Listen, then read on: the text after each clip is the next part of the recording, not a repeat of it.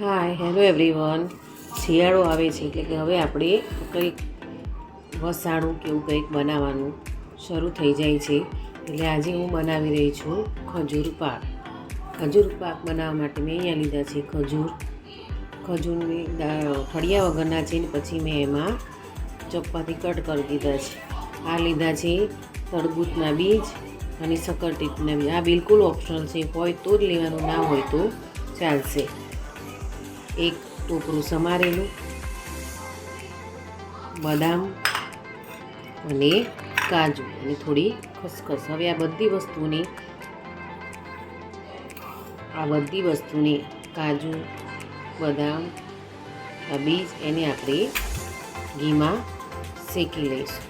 એટલું બધું નહીં શેકવાનું કે બળી જાય, બસ થોડું નોર્મલ એનો ટેસ્ટ થોડો એ કાચો હોય જતો રહે ત્યાં સુધી આપણે એને શેકવાનું. ચાલો હવે આપણે એને આ રીતનું એક તપેલું લીધી છે. એમાં હું એડ કરીશ ઘી. હવે ઘી ગરમ થાય એટલે એમાં એડ કરીશું બદામ.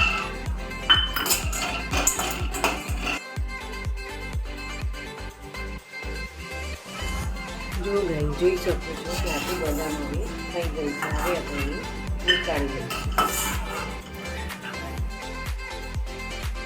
હવે જે તેલ વધ્યું છે એમાં આપણે એડ કરીશું કાજુ.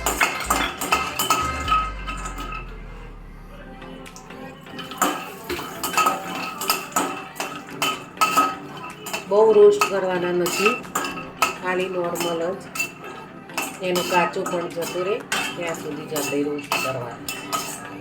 આમ તો તમે એનો કાચો પણ ઉપયોગ કરી શકો છો, પણ શેકેલા હોય તો વધુ સારું.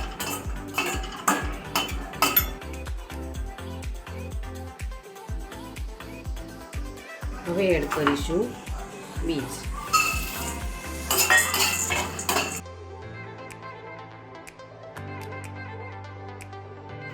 ચોટ અવાજ આવે છે એટલે સમજી લેવાનું કે હવે આપણા બીજ તૈયાર થઈ ગયા છે. જે ઘીમાં શેકી તે બધી વસ્તુને આપણે મિક્સરમાં અધકચરી ક્રશ કરી લઈએ. અધકચરી બહુ ઝીણો ભૂકો પણ નહીં ને બહુ આખું પણ નહીં, એ રીતે આપણે ક્રશ કરી લઈશું. અને જોડે જોડે ટોપરાનું છીણ પણ કરી દઈશું. ચાલો હવે આપણે બધું મિક્સરમાં ગાઈસ આને મેં હવે ક્રશ કરી લીધું છે. હવે આપણે ખજૂર જે કટ કર્યું તે આપણે હવે તપેલામાં એડ કરીશું. ખજૂર મેં એડ કર્યું છે. હવે એમાં આપણે એડ કરીશું ઘી.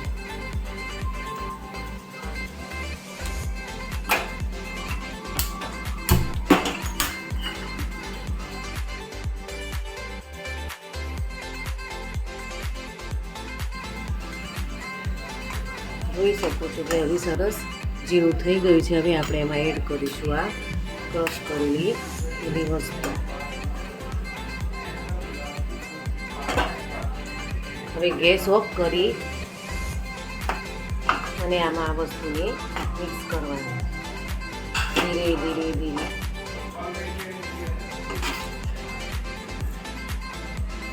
હવે એને આપણે હાથેથી થોડું મિક્સ કરી લઈશું. આ રીતે હાથેથી એને મિક્સ કરી લઈશું. જો ગાઈઝ અહીંયા ગરમ હોય એટલે ખાસ ધ્યાન રાખવું કે બળી જવાની સંભાવના રહે છે.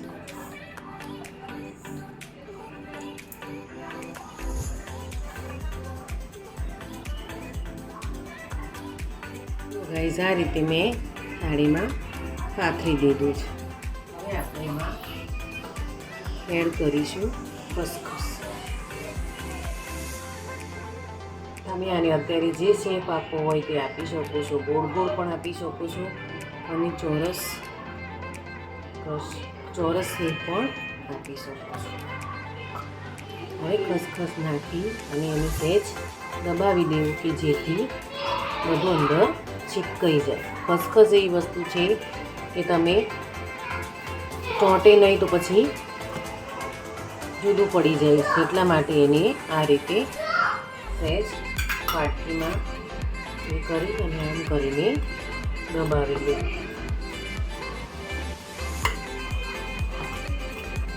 હવે ચપ્પાની મદદથી તમે એમાં જેવા જોઈએ એ રીતના પીસીસ કરી શકો છો.